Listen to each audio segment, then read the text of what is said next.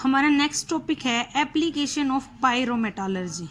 ठीक है भाई, थ्योरी पढ़ ली थी हमने पायरोमेटालर्जी की। अब हम इसका यूज़ कहाँ करते हैं हमें वो देखना है। तो इसका यूज़ हम करेंगे सबसे पहले extraction of iron from its oxide.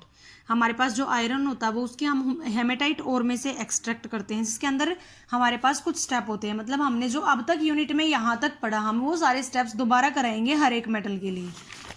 सबसे पहला स्टेप क्या होगा, concentration of the ore. Concentration of ore में आपने पढ़ा था कि सबसे पहले हम क्या करते हैं, हमारे पास जो ओर के पार्टिकल्स हैं उनको पीस के छोटे छोटे टुकड़ों में डिवाइड करते हैं। डिवाइड करने के बाद हमारे पास जो आयरन की ओर है उसको ग्रेविटी सेपरेशन से हम क्या करते हैं, अलग करते हैं। जिसमें हम क्या करेंगे, बहते हुए पानी में ओर को डालेंगे, जो लाइटर इंप्योरिटीज हैं वो पास अवे हो जाएंगी और जो हमारे पास ओर के पार्टिकल हैं वो सेटल डाउन हो जाएंगे। कंसंट्रेशन के बाद हमने कंसंट्रेशन की 6 या 7 प्रोसेस पढ़ी थी, उनमें से ग्रेविटी सेपरेशन का हमने यहाँ पे यूज कर लिया। कंसंट्रेशन के बाद सेकंड स्टेप में हमने क्या किया था, कैल्सिनेशन।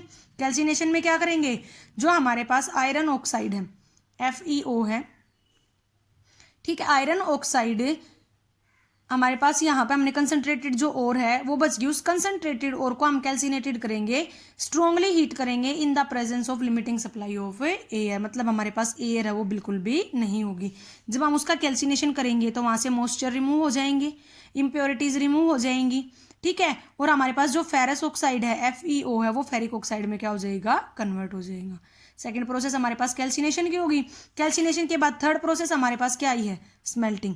स्मेल्टिंग में हम क्या करेंगे कि हमारे पास जो कैल्सिनेटेड ओर है उसको रिड्यूस करेंगे विद द कार्बन, ठीक है, in the blast furnace. Blast furnace एक हमारे पास हिंदी में बोलते हैं इसको वात्या भट्टी, ईंटों से बना हुआ एक स्ट्रक्चर होता है जिसमें हम लोहे को डाल के और गर्म करते हैं, ठीक है, और उसको गर्म करने के बाद ही हमारे पास क्या बनता है, प्योर लोहा बनता है।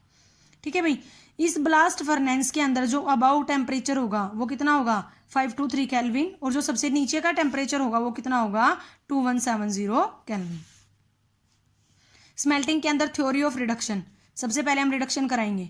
आयरन ऑक्साइड था, आयरन में कन्वर्ट हो गया, ठीक है। स्मेल्टिंग में हम किस रिड्यूसिंग एजेंट का यूज कर रहे हैं, कार्बन का।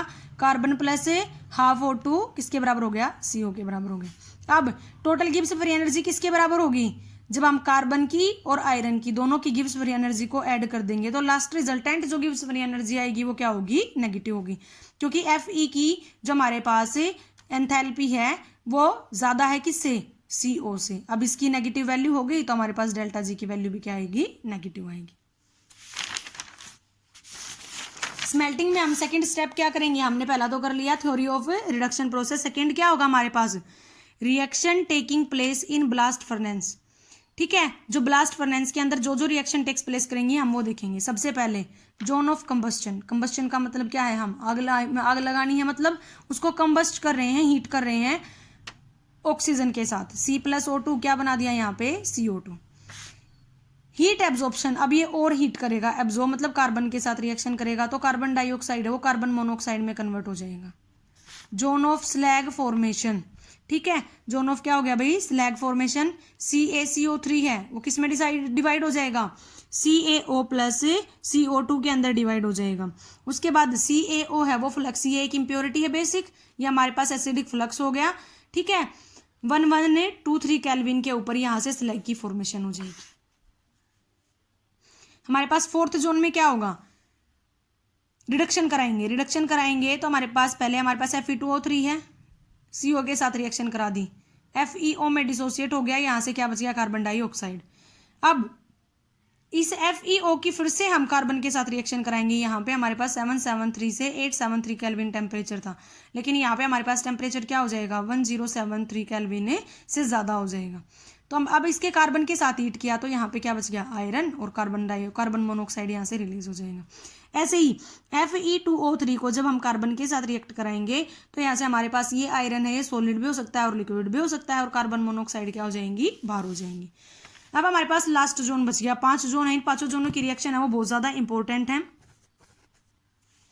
लास्ट जोन बच गया हमारे पास जोन ऑफ फ्यूजन। इसमें हमारे पास जो आयरन मिलता है वो मोल्टन स्टेट के अंदर मिलता है, ठीक है। सबसे लोअर पार्ट होता है जिसमें हमारे पास 1423 केल्विन से 1673 केल्विन तक टेम्परेचर होगा। इस जोन के अंदर जो आयरन फॉर्म होता है उसके अंदर कार्बन प्रेजेंट होता है और बहुत सारी इम्प्योरिटीज भी प्रेजेंट होती हैं। इस कार्बन की प्रेजेंस के बेस पे हम आयरन को 3 टाइप्स में डिवाइड कर देते हैं, पिग आयरन, एक ऐसा आयरन जिसके अंदर 4% कार्बन हो उसको क्या कहेंगे? Pig iron. कास्ट आयरन, एक ऐसा आयरन जिसके अंदर 3% कार्बन हो उसको हम क्या कहेंगे? Cast iron. रोट आयरन, ठीक है, नेक्स्ट क्या हमारे पास है? रोट आयरन है जिसमें क्या होगा? कार्बन की अमाउंट 0.2% से लेके 0.5% कार्बन तक प्रेजेंट होगा, ठीक है। साथ में उसके पास वह फॉस्फोरस और सल्फर की कुछ इम्प्योरिटीज भी होंगी, उसको हम क्या कहेंगे? Road iron. ये देखो, ये हमारे पास है ब्लास्ट फर्नेस, ठीक है। इस ब्लास्ट फर्नेस को 5 जोन में डिवाइड कर रखा है। स्टार्टिंग ऊपर से करते हैं हम, बिल्कुल हीट एब्जॉर्प्शन होगी, ठीक है, वो डिसोसिएट होगी, वही सारी रिएक्शंस होंगी। तो इस डायग्राम के बेस के ऊपर इसी को हम ब्लास्ट फर्नेस कहते हैं। 523 केल्विन सबसे ऊपर वाला टेम्परेचर हो गया, 2170 केल्विन है वो सबसे नीचे वाला टेम्परेचर हो गया। यहाँ पे बिल्कुल लास्ट में देखो, स्लैग हम यहाँ से बाहर निकाल देंगे जो स्लैग फॉर्म हुआ था, और यहाँ से हमारे पास मोल्टन पिग आयरन, ठीक है, पिग आयरन हमें यहाँ से क्या हो जाएगा? मिल जाएगा। इस पूरे ब्लास्ट फर्नेस में सारी की सारी रिएक्शन होंगी। देखो ये रिडक्शन प्रोसेस होने लग रही है यहाँ पे, ठीक है, ये रिडक्शन प्रोसेस होगी। यहाँ पे हमने कार्बन के साथ रिएक्शन करा ली, यहाँ पे हमारे पास क्या बन गया? आयरन। कार्बन ने ऑक्सीजन एब्जॉर्ब कर ली, कार्बन डाइऑक्साइड बन गया। कार्बन डाइऑक्साइड ने फिर से कार्बन एब्जॉर्ब कर ली तो क्या बन गया? Carbon monoxide. यहाँ देखो स्लैग फॉर्मेशन, CaCO3, ठीक है, CaO + CO2 में डिसोसिएट हो गया, यहाँ से फिर इसने क्या कर लिया? स्लैग फॉर्म कर लिया। हर एक का आप लोगों को टेम्परेचर गिवन है।